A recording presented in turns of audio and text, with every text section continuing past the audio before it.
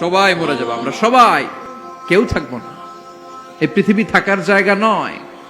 কিয়ামতের সময় আল্লাহ তাআলা মালাকুল মাউতকে বলবেন, সবার রূহ কবজ করে ফেলো, সবার, কেউ থাকবে না, সবার রূহ কবজ হয়ে যাবে। আল্লাহ মালাকুল মাউতকে বলবেন, মালাকুল মাউত কি অবস্থা? বলবে সব শেষ। মাইয়াবকা, কে বাকি? মালাকুল মাউত বলবে জিনেরা বাকি, যাদেরকে দেখা যায় না। আল্লাহ বলবেন জিনদেরকেও শেষ করে ফেলো, রূহ কবজ করো। মালাকুল মাউত আজরাইল জিনদের রূহ কবজ করবে। আল্লাহ এবার জিজ্ঞেস করবে, ইয়া মালাকাল মাউত আখবিরনি মাইয়াবকা, এবার বলো আর কে বাকি? মালাকুল মাউত বলবে, আল্লাহ মানুষগুলো সব শেষ, জিনগুলাও শেষ, এবার বাকি ইবলিস শয়তান। কে বাকি? ইবলিসরেও শেষ করো, ইবলিসও শেষ। আল্লাহ আবার জিজ্ঞেস করবেন, ইয়া মালাকাল মাউতি মাইয়াবকা, আর কে বেঁচে আছে বলো। মালাকুল মাউত বলবে, আল্লাহ আপনার কথা অনুযায়ী পৃথিবীর সব মানুষের রূহ কবজ করলাম, সব জিনদের রূহ কবজ করলাম, ইবলিসের রূহ কবজ করলাম, এখন আছে শুধু ফেরেশতারা। আছে কারা? যাও ফেরেশতাদের রূহ কবজ করো, ফেরেশতাদের রূহ কবজ হয়ে যাবে। এবার আল্লাহ জিজ্ঞেস করবেন, ইয়া মালাকাল মাউত আখবিরনি মাইয়াবকা। মালাকুল মাউত বলবে, আল্লাহ আপনার কথা মতো ধরে ধরে সব শেষ, ফেরেশতাও শেষ, 4 জন ছাড়া। কয়জন ছাড়া? জোরে বলেন, কয়জন ছাড়া? ইসরাফিল, জিব্রাইল, মিকাইল, আজরাইল। আল্লাহ এই 4 জন আমরা বাকি। আল্লাহ বলবে, যাও ইযহাব ইনতালিক ইলা জিবরিল ওয়াকবাদ রূহা, জিব্রাইলের রূহ কবজ করো। ইযহাব ইলা ইসরাফিল ওয়াকবাদ রূহা, ইসরাফিলের রূহ কবজ করো। ইযহাব ইলা মিকাইল ওয়াকবাদ রূহা, রূহ কবজ করো। ওই 3 ফেরেশতাও শেষ। এবার আল্লাহ তাআলা জিজ্ঞেস করবেন, ইয়া মালাকাল মাউত আখবিরনি মাইয়াবকা, হে মালাকুল মাউত আর কে বাকি আছে বলো।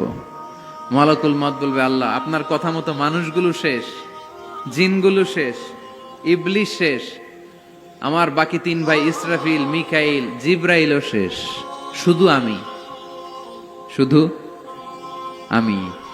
আল্লাহ বলবেন, কেউ নাই? মালাকুল মাউত বলবে, না আল্লাহ কেউ নাই। এবার আল্লাহ তাআলা বলবেন, মালাকুল মাউত তুমি তো সবাই রে মারছো, এবার তুমি মরো, এবার তুমি মরো, তুমি মরো। শোনার সাথে সাথে মালাকুল মাউতের কাঁপুনি ছুটে যাবে, খিঁচুনি এসে যাবে ভয়ে। আল্লাহ বলবেন, কাঁপুনি দিয়ে তো লাভ নাই, কারণ কুল্লু নাফসিন যায়িকাতুল। রব্বুল আলামিন বলবেন, মালাকুল মাউত কেঁদো না, এটাই দুনিয়ার বিধান, আমি আল্লাহর দেয়া বিধান, এটাই, জন্মালেই মরতে হয়। যাও, জান্নাত জাহান্নামের মাঝখানে একটা জায়গা আছে, জায়গাটার নাম হলো আরাফ। এই আরাফের মধ্যেখানে যে দাঁড়া, ওখানে যে মালাকুল মাউত কাঁপতে থাকবে।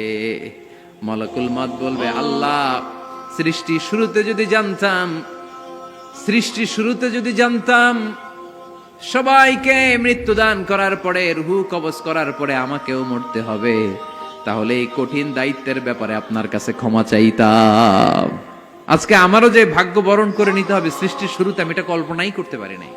আল্লাহ বলবেন, নো টক, মুত, ইয়া মালাকাল মাউত, মর, মরে যা, মুত, মরে যাও।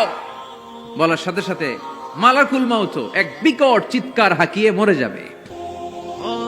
মালাকুল মাউতের চিৎকারটা সেদিন এত ভয়ঙ্কর হবে, বিষ্ণু ঈসা ইসলাম বলেন, ওই চিৎকারের আওয়াজ যদি পৃথিবীর মানুষেরা কান দিয়ে শুনতে পেত, তাহলে কিয়ামত সংগঠিত হওয়ার জন্য আলাদা করে ইসরাফিলের সিঙ্গার প্রয়োজন হতো না।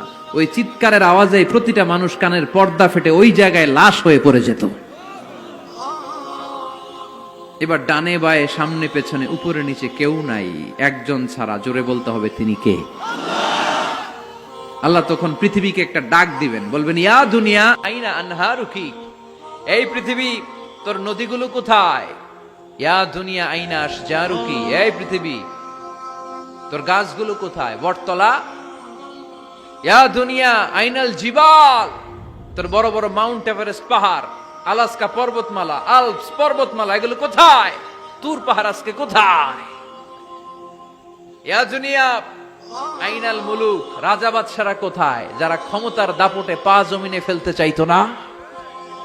আইনাল জাবাবেরা, অত্যাচারী স্বৈরা শাসকগুলো আজকে কোথায়? কোথায় আজকে? কোনো আওয়াজ নাই। আল্লাহ তখন হুঙ্কার দিয়ে বলবেন, লিমানিল মুলকুল ইয়াউম, who belongs the kingdom today? Allah চিৎকার দিয়ে বলবেন আজকে ক্ষমতা কার? আওয়াজ করে বলেন সেদিন ক্ষমতা কার? আল্লাহ সেদিন প্রশ্ন করে নিজেই নিজের প্রশ্নের উত্তর দিবেন, লিমানিল মুলকুল ইয়াউমা লিল্লাহিল ওয়াহিদিল কাহ্হার। সেদিন ক্ষমতা দুনিয়ার কোনো রাজার নাই, কোনো বাদশার নাই, কোনো স্বৈর শাসকের নাই, কোনো সুলতানের নাই, কারো নাই। সেদিন ক্ষমতা চলবে একজনের, তিনি কে? তার নাম হচ্ছে রহমান। তার নাম কি? আরো জোরে বলেন কি নাম? এজন্য রহমান কারে বলে আজকে চিনতে পারছেন? তার দয়ার শেষ আছে? তার ক্ষমতার কোনো কুল কিনারা আছে? তার ধন ভাণ্ডারে কোনো কমতি আছে?